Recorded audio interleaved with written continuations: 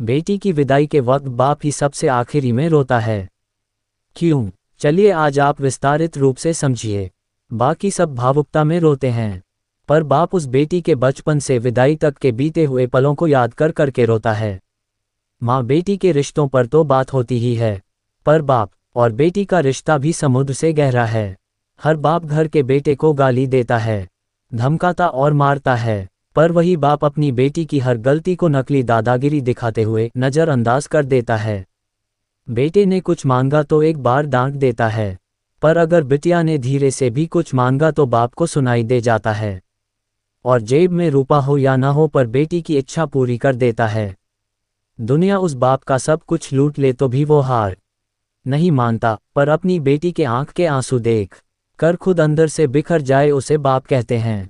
और बेटी भी जब घर में रहती है तो उसे हर बात में बाप का घमंड होता है। किसी ने कुछ कहा नहीं कि वो बेटी तपाक से बोलती है, पापा को आने दे फिर बताती हूँ। बेटी घर में रहती तो माँ के आंचल में है, पर बेटी की हिम्मत उसका बाप रहता है। बेटी की जब शादी में विदाई होती है तब वो सबसे मिलकर रोती तो है, पर जैसे ही विदाई के वक्त कुर्सी समेटते बाप को देखती है जाकर झूम जाती है और लिपट जाती है और ऐसे कसके पकड़ती है अपने बाप को जैसे माँ अपने बेटे को, क्योंकि उस बच्ची को पता है ये बाप ही है जिसके दम पर मैंने अपनी हर जिद पूरी की थी।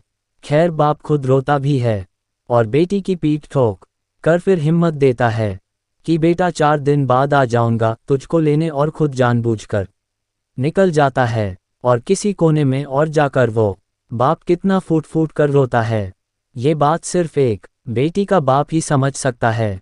जब तक बाप जिंदा रहता है बेटी मायके में हक से आती है और घर में भी जिद कर लेती है, और कोई कुछ कहे तो डट के बोल देती है कि मेरे बाप का घर है। पर जैसे ही बाप मरता है और बेटी आती है तो वो इतनी चीत्कार करके रोती है कि सारे रिश्तेदार समझ जाते हैं कि बेटी आ गई है। और वो बेटी उस दिन अपनी हिम्मत हार जाती है, क्योंकि उस दिन उसका बाप ही नहीं उसकी वो हिम्मत भी मर जाती हैं।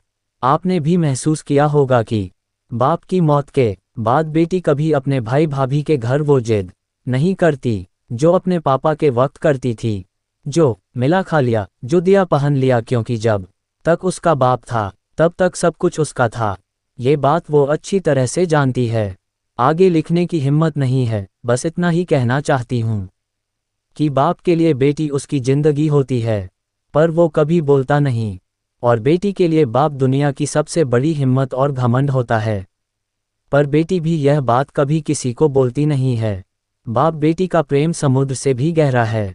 कमेंट करके ज़रूर बताएं कि ये स्टोरी कैसी लगी।